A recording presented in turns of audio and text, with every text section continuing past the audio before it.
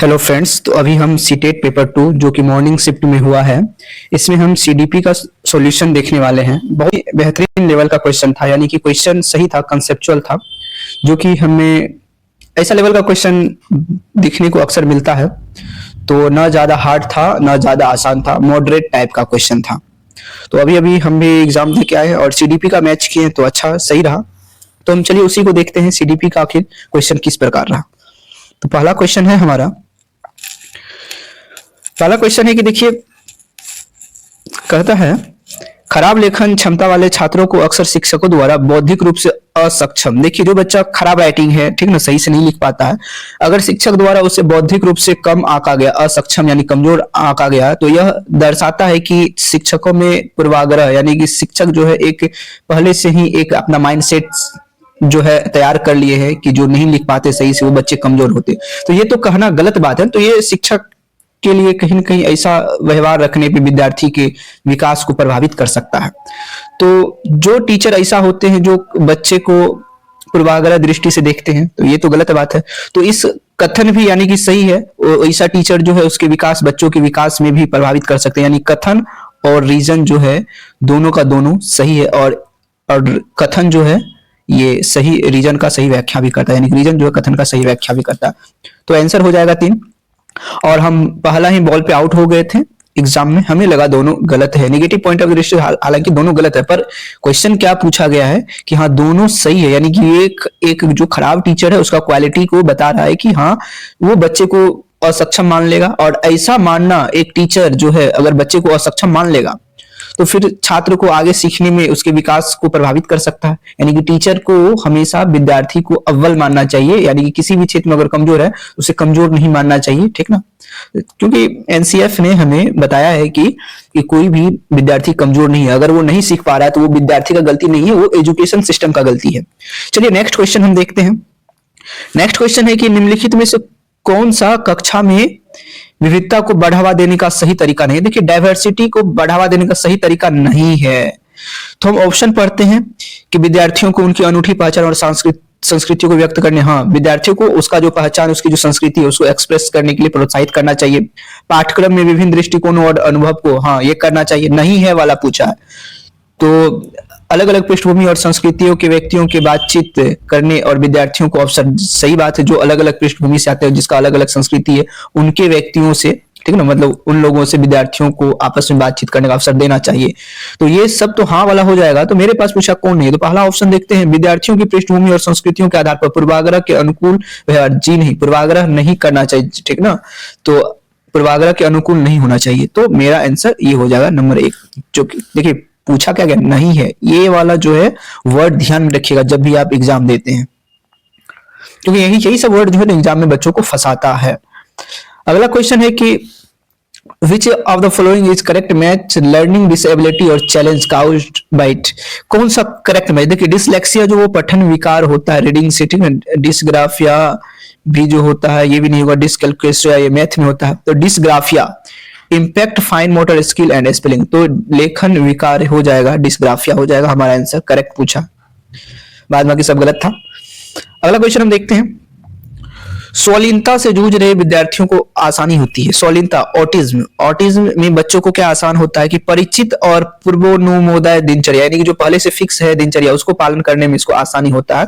Autism वाले बच्चे को पहले से ही बता दिया जाता है आपको ये करना है, इस समय ये करना है, तो तब उसे आसानी रहती है। जो बच्चा ऑटिज्म यानी स्वालीनता जैसे समस्याओं से ग्रसित है। फिर आगे है कि विच, आगे हमारे पास जो क्वेश्चन है, एक सेकेंड, हाँ, Which of the following statement is not correct about gifted children। जो प्रतिभाशाली बच्चा है उसके लिए कौन सा कथन सही नहीं है।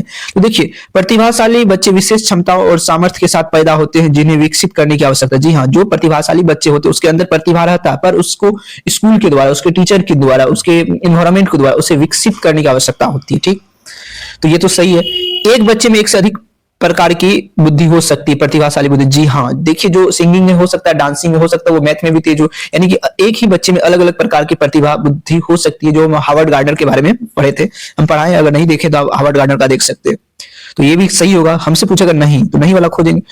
बच्चे भी विभिन्न स्तरों पर प्रतिभाशाली हो सकते हैं। जी हाँ, अलग अलग लेवल पे प्रतिभाशाली होते हैं। कोई मान लीजिए पेंटिंग बनाने में है, तो कोई जो है रीजनिंग सॉल्व करने में है, तो कोई जो है आपको अलग अलग सेक्टर में, ठीक है।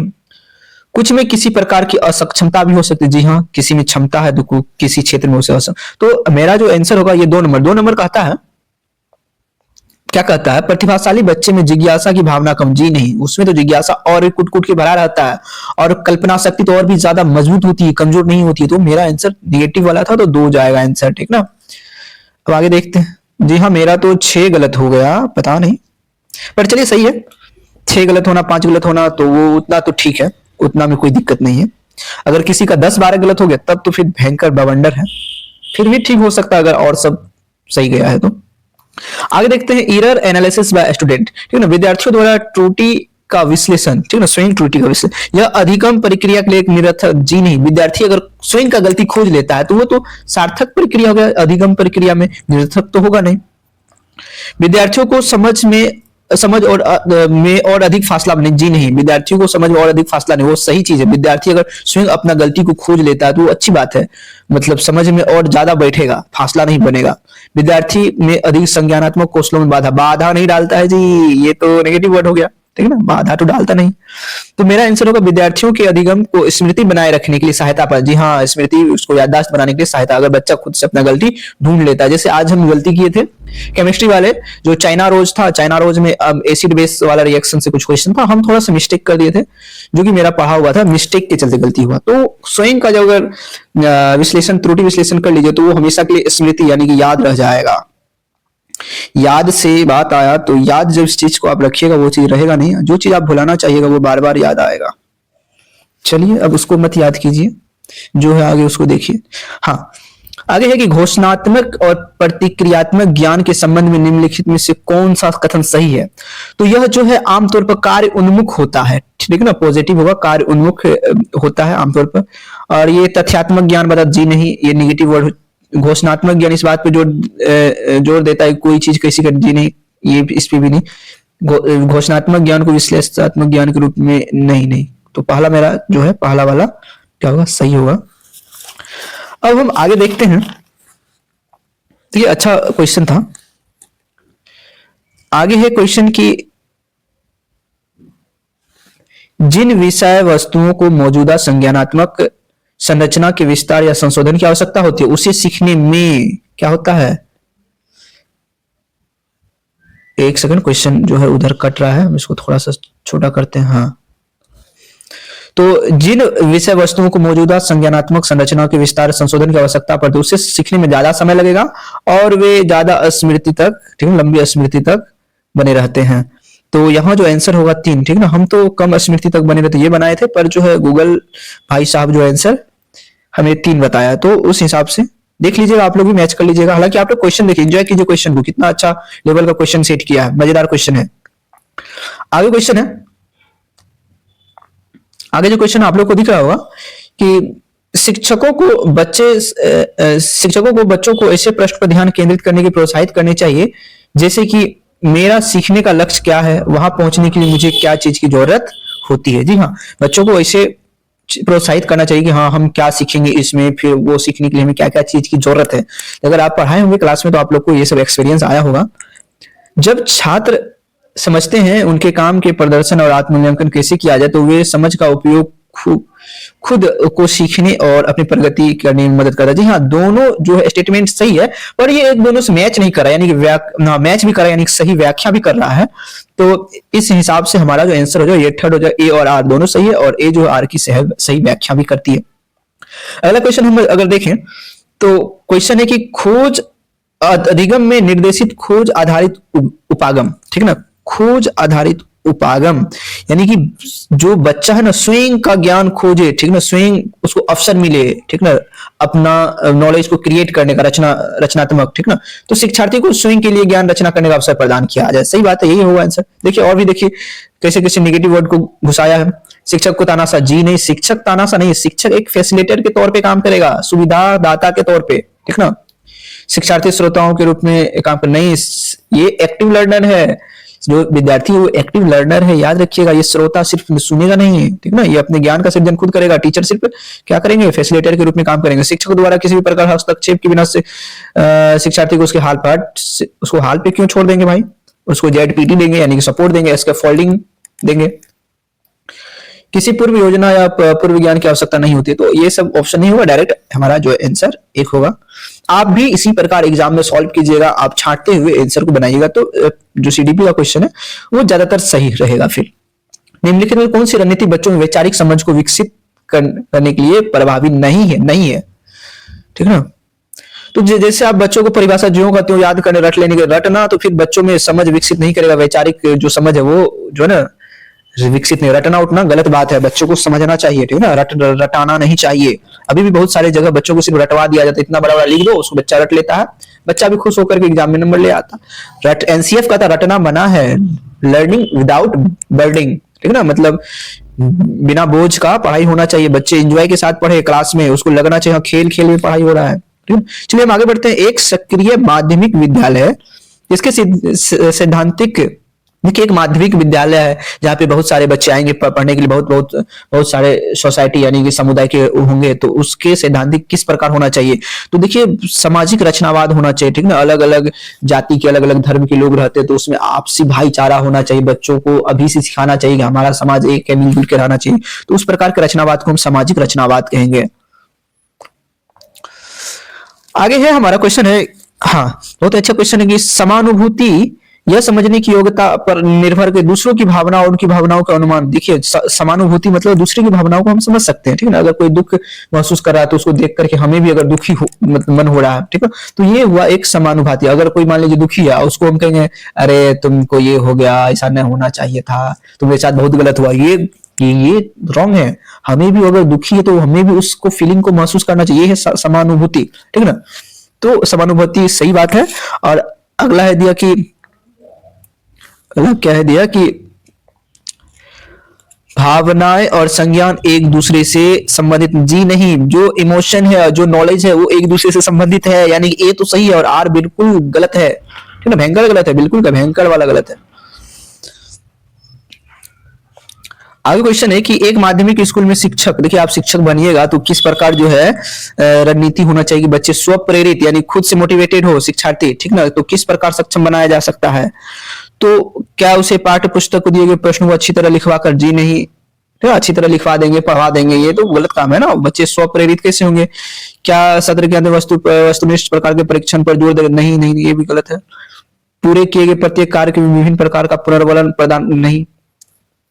तो हम किस प्रकार बच्चे में सेल्फ मोटिवेशन जो है, इंट्रिंसिक मोटिवेशन जो है ये कर सकते हैं, स्थापित कर सकते हैं। उसके लिए छात्रों को जो है अधिक ज्ञानात्मक, अधिक संज्ञानात्मक ज्ञान और कौशल विकसित करने के लिए प्रोत्साहित करें, तो नंबर 3 मेरा राइट आंसर हो जाएगा। अगला क्वेश्चन है कौन सा आंतरिक, ठीक ना, इंट्रिंसिक मोटिवेशन है, तो देखिए दूसरों से प्रतिस्पर्धा गलत बात है, दूसरों की प्रशंसा नहीं करनी चाहिए बच्चों को, ठीक है ना, बच्चों को उसके पुराने जो ये लेवल है, ठीक है ना, उनसे कंप्रोमाइज करना चाहिए। हाँ तुम्हारा स्तर बढ़ा कि नहीं बढ़ा, ना कि आप उसके आस पड़ोस से या किसी अन्य रिश्तेदार के बच्चों से नहीं। तो व्यक्तिगत रुचि और कार्य के आनंद से जो है अभिप्रेरित प्रेरणा को ही हम इंट्रिंसिक जो है मोटिवेशन कहते हैं। खुद का जो काम करता है बच्चा, उससे जो रुचि पैदा करता है काम के प्रति, ठीक, बच्चा काम करेगा उससे अच्छा लगेगा और भी करेगा, ठीक। आगे देखिए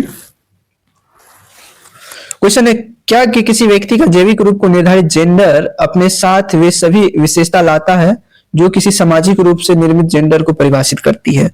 यह किस प्रकार के बहस पर, देखिए ये जेंडर है, ठीक ना, जेंडर एक होता है सेक्स होता है, एक होता है जेंडर होता है, ठीक ना, जेंडर होता है। जेंडर जो है समाज के द्वारा यह निर्धारित कर, लड़का है तुम ये करोगे, लड़की है तुम ये करो, लड़की है तुम जो है घर की लक्ष्मी हो, ठीक है, घर की लक्ष्मी हो, अतिरिक्त बर्डन दिया जाए, तुम घर की सम्मान हो, लाज हो, ठीक है, क्या लड़का नहीं है करता सम्मान, लड़का को कहता है तुम लड़का रोते नहीं है, ये नहीं होते हैं, ठीक है, लड़का है तो ये होगा वो होगा, ठीक ना, इसका मैथ स्ट्रांग होगा, साइंस स्ट्रांग होगा, लड़की है तो लड़की का आर्ट्स होना चाहिए, लड़की ये नहीं करेगी, लड़की वो नहीं करेगा। तो जेंडर जो है हमें समाज निर्धारित कर दिया कि लड़का ये करेगा लड़की वो करेगा, तो ये गलत बात है। और सेक्स जो है बायोलॉजिकली डिफाइंड होता है कि कौन बुआ है कौन गर्ल है, जो एक्स एक्स है वो गर्ल हो जाएगा, जिसमें एक्स है वो क्या हो जाएंगे, बॉयज हो जाएंगे। तो ये जो है किस प्रकार का बहस है, किस प्रकार का जो है आपको ये है तो डिबेट है, तो ये हो जाएगा नेचर एंड नर्चर इन्फ्लुएंस, यानी कि हमारा जो ऑप्शन हो जाएगा ये प्रकृति परिवेश का विकास पर प्रभाव, हमारा आंसर ये हो जाएगा। देखिए अच्छा क्वेश्चन है, आप लोग देख रहे होंगे, मजा आ रहा होगा। किस के दौरान यानी किस स्टेज के दौरान एक प्रमुख विकासात्मक प्रक्रिया, विकासात्मक कार्य जो व्यक्तिगत, यौन और व्यावसायिक पहचान, देखिए ठीक ना, जो है बच्चा जो खुद का पहचान बनाना चाहता है, व्यावसायिक पहचान कोई कार्य करना चाहता है, यौन मतलब हो गया वो जो ना सेक्सुअली एक्टिव हो जाता है ठीक ना। तो इस प्रकार जो है उसका ये हो जाएगा किशोरावस्था में बच्चा में जो ये सब चीज डेवलपमेंट, ये सब विकासात्मक कार्य देखने को मिलता है। किस अवस्था में? किशोर जब बच्चा होता है, एडल्ट जब होता है उस समय। आगे आगे का क्वेश्चन है, जी हाँ आज मॉर्निंग का ही क्वेश्चन है। बच्चे समाज के मूल्यों और मापदंडों को प्रत्यक्ष और अप्रत्यक्ष तरीके से सीखते हैं। सही बात है, सीखते हैं। समाजीकरण के रीति रिवाजों और अनुष्ठानों को प्रेरित करने की एक सरल प्रक्रिया, देखिए एक सरल प्रक्रिया नहीं है, एक थोड़ा कॉम्प्लेक्स प्रक्रिया है। तो मेरे ख्याल से जो है हम आंसर जो है ए तो सही है पर आर क्या गलत है। ठीक, बच्चे मूल्य और समाज के मूल्य और मापदंड को प्रत्यक्ष और अब जाने अनजाने में सीखते रहते हैं। समाजीकरण प्रक्रिया रीति रिवाज और अनुष्ठान को पारित करने की एक जो है ना जटिल प्रक्रिया, सरल तो होगा नहीं, तो मेरे ख्याल से आंसर गूगल भी यही समझाया है। आगे देखते हैं। आगे क्वेश्चन है कि जीन पियाजे के संज्ञानात्मक विकास के सिद्धांत के अनुसार निम्नलिखित में से कौन सा क्षमता औपचारिक क्रियात्मक सोच को मूर्त क्रियात्मक सोच से अलग करता है? जो औपचारिक अमूर्त, तो अमूर्त जो थिंकिंग हो जाएगा एब्स्ट्रैक्ट थिंकिंग, ये जो है कॉन्क्रीट थिंकिंग को या मूर्त थिंकिंग से भिन्न करता है। तो जीन पियाजे का ये 4th लेवल वाला हो जाएगा। अच्छा क्वेश्चन था, जीन पियाजे से हर बार क्वेश्चन आता है। अगर जीन पियाजे आप नहीं देखे तो प्लेलिस्ट में जाकर के ढूंढिए, मिल जाएगा। मैं डिस्कशन करवा दिया हूँ जीन पियाजे, वाइस्की, कोलबर्ग, हार्वर्ड गार्डनर, ये जो मेन है जहां से क्वेश्चन राइज करते हैं। A significant criticism of Jean पियाजे, देखिए हिंदी में देखते हैं। जीन पियाजे के महत्वपूर्ण आलोचना यह है कि वह विकास पर किसके प्रभाव का पर्याप्त रूप से विचार करने में विफल रहा। देखिए वह जो भाषा और संस्कृति के बारे में जो है ना इसके जो विचार थे जीन पियाजे का, इसमें वो जो है सफल रूप से वो जो है नहीं समझा पाए, नहीं व्यक्त कर पाए अपना विचार भाषा और संस्कृति पे। निम्नलिखित कौन सा सही सुमेलित है, कौन सा सही है? तो इसका जो आंसर हो जाएगा कौन सा सही है, तो 21 का जो है 3 हो जाएगा। दंड और आज्ञाकारी उन्मुख जो है बुरे परिमाणों से बचाओ। ठीक है ना, बच्चे जो है काम इसलिए करते हैं दंड और आज्ञाकारी उन्मुख इसलिए ताकि बुरे परिमाण उसको न मिले, अच्छा परिमाण मिले। ठीक है ना, मिठाई और पिटाई वाला कंसेप्ट है, पनिशमेंट एंड ओबीडियंस ओरिएंटेशन, जो कि आप कोलबर्ग का नैतिक सिद्धांत में पढ़े होंगे, पहला लेवल का है ये। अगला है आपको जीन पियाजे और लेव वायस्की के दृष्टिकोण से कौन सी मान्यता समान है? जी हाँ, वो जो है कहते थे कि बच्चे जो है अपना ज्ञान का निर्माण प्रक्रिया में एक्टिवली रूप से शामिल होते हैं, यानी कि बच्चे जो है अर्थ निर्माण की प्रक्रिया में क्या रहते हैं, शामिल रहते हैं। तो आंसर होगा 3। अगला क्वेश्चन है लेव वायस्की के बारे में। लेव वायस्की ने प्रस्तावित किया था, क्या प्रस्तावित किया था? देखिए हमारा जो होगा बच्चों में बहुत क्षमता होती है। जी हाँ, बच्चों में इनबिल्ट जो है उसके अंदर बहुत क्षमता होती है, जिसमें वे कार्य भी शामिल होते हैं जिन्हें वो दूसरों की सहायता से कर सकते। जी हाँ, उसको अगर बच्चा के अंदर काफी ज्यादा कैपेसिटी रहती है पर उसको जो है कोई थोड़ा सा हेल्प कर दे तो वो अपने कैपेसिटी को अच्छे से निखार सकता है। यही बात को लेव वायस्की समझाए थे। फिर क्वेश्चन है कि बुद्धि परीक्षण और विस्तारित अवलोकन के संचालन के उद्देश्य बच्चों को विशिष्ट आयामों और क्षमताओं की तुलना करना होना चाहिए। देखिए तुलना, क्षमताओं का तुलना जो है ये तो निगेटिव टैग वर्ड से आप पकड़ सकते हैं। फिर है बुद्धिमत्ता एक जन्मजात क्षमता ऐसे पोषित, जी नहीं जन्मजात नहीं, जो हम उसको सही माहौल में देख करके, सही वातावरण, सही लोगों के पास रख करके जो ना उसको बुद्धि क्षमता को बढ़ा सकते हैं, ना कि जन्मजात है ये सिर्फ। आगे क्वेश्चन देखिए, आप लोग भी अगर टीचर बनिएगा ठीक है ना, तो एक शिक्षिका जो है आप लोग भी स्कूल में यही कीजिएगा कि माध्यमिक स्कूल की कक्षा में सचेत रूप से सभी जेंडर के वैज्ञानिक, देखिए वैज्ञानिक का नाम सुनते ही जो जेंडर वाइज लोग हैं उसके मन में सिर्फ पुरुष यानी कि मेल वैज्ञानिक का नाम आएगा, फीमेल का तो आएगा नहीं। लेकिन ये जो शिक्षिका जो है ये कोशिश कर रही है कि सभी जेंडर यानी कि मेल हो, फीमेल हो या ट्रांसजेंडर हो, सभी का नाम ले रही है। तो ये क्या कोशिश कर रही है कि जो जेंडर बायस जो है रूढ़िवादी को जो है ना उसको तोड़े, ठीक ना, ब्रेक जेंडर स्टीरियोटाइप को जो है ना, जेंडर स्टीरियोटाइप को तोड़ना चाहती है। बस एक दो क्वेश्चन और है, उसको देख लेते हैं, सारा CDP हो जाएगा हमारा डिस्कशन। और आप लोग कमेंट में बताइएगा कि डिस्कशन कैसा रहा हमारा प्रयास। अगर आप लोग कमेंट कीजिएगा, देखेंगे फिर आगे, और जो बचा है उसको भी फिर बनाने की कोशिश करूंगा मैं। सभी लड़कियां मेहनती और ईमानदार होती जबकि लड़की बुद्धिमान और रौबदार। जी नहीं, लड़की मेहनती ईमानदार होती, सही बात है। क्या लड़की बुद्धिमान नहीं होती है? क्या लड़के ही होते हैं? ये जेंडर स्टीरियोटाइप वाला सेट किया, यानी ये तो बिल्कुल गलत है। लड़के भी मेहनती और ईमानदार होते हैं, लड़की भी सब कुछ होती है।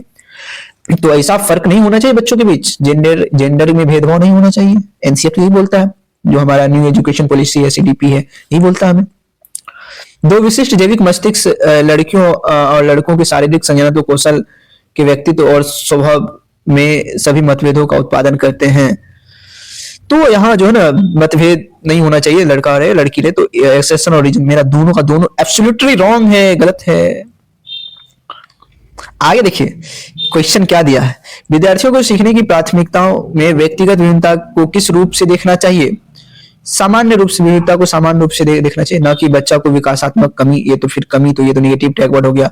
फिर मापदंड जो है अलग अलग बुद्धि लब्धि स्तर मापदंड, ये भी नेगेटिव टैग वर्ड हो गया।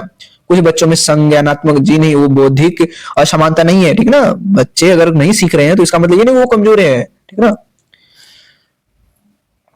आगे हम देखते हैं, वह आकलन जो किसी विद्यार्थी को प्राप्त अंक और अन्य विद्यार्थियों के औसत जो है प्रदर्शन की तुलना के लिए, तो जब भी तुलना करेंगे मानक संदर्भित जो है तुलना कर रहे हैं, तो ये मेरा आंसर ये हो जाएगा, डैश कहलाता तो मानक संदर्भ।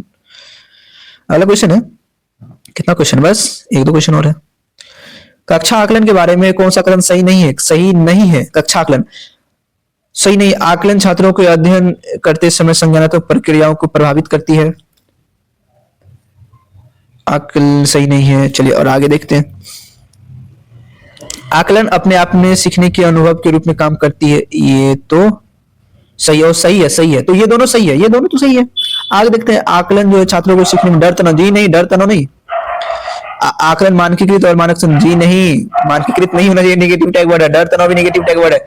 आकलन जो है छात्रों को अध्ययन करते संज्ञानात्मक प्रक्रियाओं को और भी ज्यादा इफेक्टिवली बढ़ाता है, मतलब उसको बूस्ट अप करता है। आकलन अपने आप में सीखने के अनुभव के रूप में काम करता है। तो हमारा आंसर 1 और 2 हो जाएगा। एक और है, लास्ट।